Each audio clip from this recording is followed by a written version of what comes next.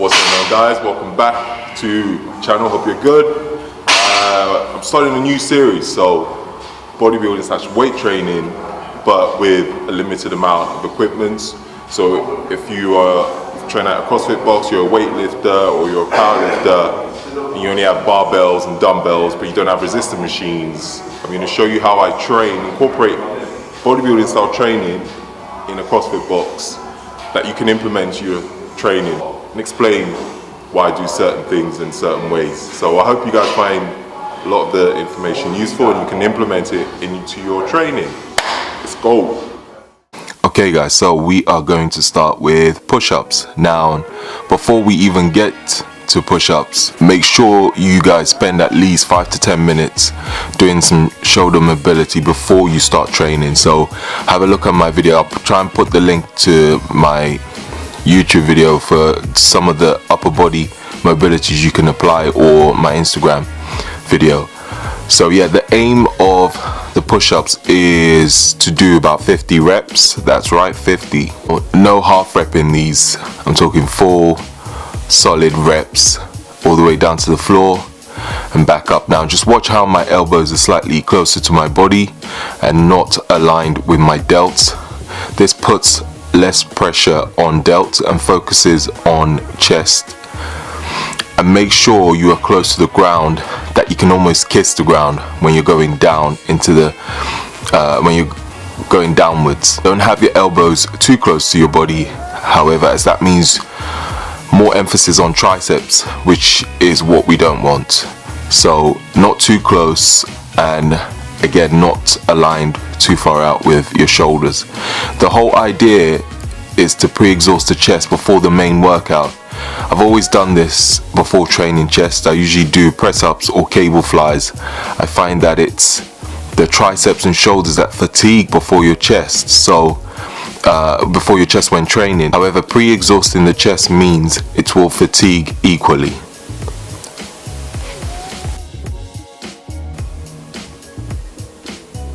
So we are now on to the bench press. Before we start benching, I want to emphasize that this workout is all about time under tension, no ego lifting, focus on tempo, and also focus on contracting the chest every single rep. Each set the tempo changes, so make sure you don't go too heavy on weight, as you will understand why when we get to the workouts. I'll write in the description box below the exercises, sets, rest, and also the tempo. So let's begin. So with the bench press, we will be aiming to do 4 sets on the bench press, and then we will be supersetting with dumbbell incline flies. So with the first set on the bench press, we will be doing 15 reps at a 2-second eccentric tempo. What that means is when bringing the bar down towards your chest, it will take you 2 seconds. So count it out loud if you need to, or count it in your head, 1, 2, and all the way back up, as you can see in the video. And then after 15 reps, we will be supersetting with dumbbell flies with a 2-second eccentric and a 1 to 2 second squeeze off the dumbbells at the top of the movement. Again, as you can see in the video, with the dumbbell flies, we will be doing 12 reps on all 4 sets. So you'll be supersetting every time you do a bench press. Every set you will superset with the dumbbell flies. And so we're back onto the second set on the bench, and we're aiming for a 3-second tempo. The second set of the bench press and the third set, we're aiming for 12 reps at a 3-second tempo. And again, watch how slowly I'm going with the bar on the eccentric, making sure to maintain tension on the chest.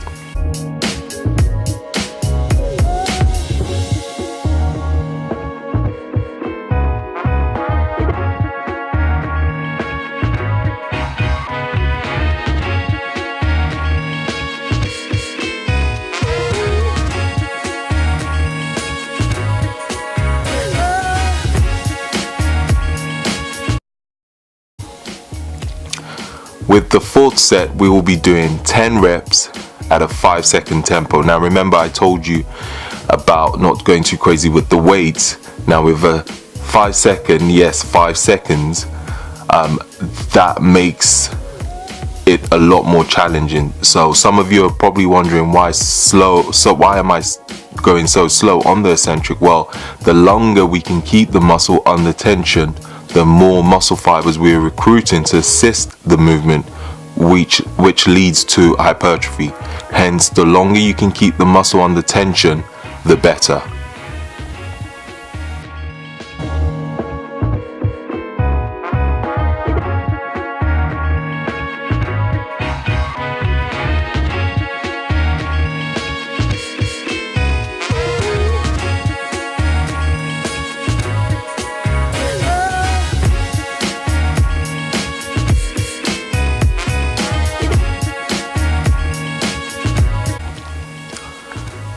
Now we're on to third exercise, which will be the pyramid dumbbell press, flat bench superset with dumbbell twist flies. I know that sounds weird, but I will explain that in the video. So we'll start with the pyramid press. I have always done the pyramid press because it puts less strain on my delts and also allows me to fully contract my chest at the top of the movement. Make sure to keep the elbows at a slight angle and not aligned with your delts. We are aiming for a 2-second eccentric and I would say 1 to 2 second hold at the top of the movement. Make sure, as you can see in the video, to focus on squeezing both dumbbells together. As you can see, my chest fully contracts when I do that. So when you come down and you go up again, squeeze the dumbbells for 2 seconds. Why squeezing the dumbbells? Well, if you squeeze the dumbbells, that automatically contracts your chest, so you don't have to actually contract. Focus on your chest when you're at the top of the movement. Focus all your tension on those dumbbells, and that would, again, as you can see in the video, squeeze your chest together. Now we're on to dumbbell twist flies. The difference with these and a normal dumbbell flies are you will be twisting the ends of both dumbbells together, as you can see I'm doing in the video, and as you can see with my chest, it's fully contracted when I do that. So really squeeze the dumbbell together to get a full contraction on your chest. On both these movements, we are aiming for 2-second eccentric on the first and second set, and a 1 to 2 second squeeze of the dumbbells at the top of the movement. So at the top of the movement, you want to hold it for 1 to 2 seconds, and then when you going back down into the eccentric phase, you want to take about 2 seconds. And then when you get to the third set, you want to take a 3-second eccentric and a 1 to 2 second squeeze at the top. And I put an alternative for you guys also, so this will be on the floor. So if you have shoulder issues or you tend to overextend at the bottom of the movement on the bench, trust me, it makes a big difference. I actually like to do both, so alternate with bench and the floor, or you can do bench 1 week and then do these movements on the floor the next week.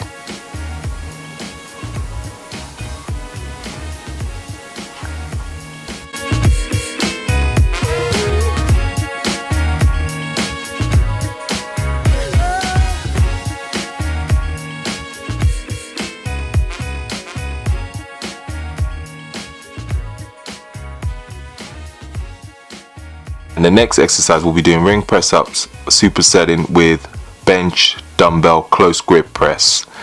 Now with the ring press ups, again, the same principles with normal press ups. Elbows, bring your elbows in close to the body but not too close, so but you don't also want it to be too wide, so it shouldn't be aligned with your shoulders.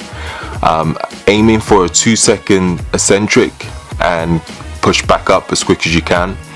These are tough but really good for also working on stability, so expect it to feel strange at first, and you will probably shake a little bit when you start doing this, but you will get used to it eventually. And also to make it slightly more difficult, I have given you a second version, which is feet elevated with a bench, or you can use a box. If you don't have rings where you train, putting 2 benches or 2 boxes close together does the trick. It won't be as hard as using rings, but still better than nothing. And then we'll be on to supersetting with close grip dumbbell press. Now this is another one where some of you might not know how it works, but I'm going to explain to you what to do. So hold the dumbbells, as you can see in the video, close together over your chest, elbows close at all times. So now this one, you're going to have your elbows really close to your body when you bring the weight dumbbells down. Again, we're going to aim for 2-second eccentric. Hold for about a second at the top of the movement. Remember, just like the dumbbell pyramid press, rather than trying to squeeze your chest at the top of the movement, squeeze the dumbbell together as hard as you can. Like I always say, squeeze the hell out of it like it owes you money, literally. Aim for about 3 sets on both the press ups on the rings and the dumbbell close grip press. Keep the rest pretty short, so I will aim for 40-second rest.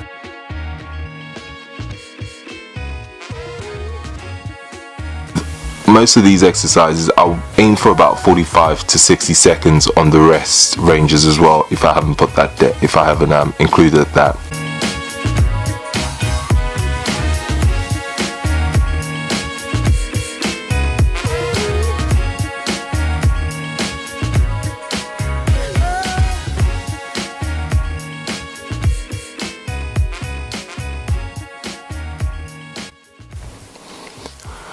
On the 5th and final workout, we're going to do some decline push-ups. I know what you guys are thinking, this dude loves push-ups. And yes, I do. This time we'll be finishing with, again, a decline push-up on a 30-inch box. So we're aiming for 50 push-ups again. However, we'll be breaking it down by 5 sets times 10 reps. Few things. Keep the rest short between each set, so about 20 seconds, no more. And also, like I said in the first push-up, make sure you can almost kiss the floor. But if, like me, your chest is twice the size, towards the end of a workout, make sure your chest touches the floor, because that's more likely to touch the floor before your face gets anywhere near the floor. So with the first set, we're aiming for 2-second eccentric, so 1, 2 down and push up. The second set, we're aiming for 3-second eccentric. The third set, we're aiming for 4-second eccentric, so 1, 2, 3, 4, push up as quick as you can. The fourth one, we're aiming for 5 seconds, and then on the 5th and final one, we're aiming to go as quick as you can.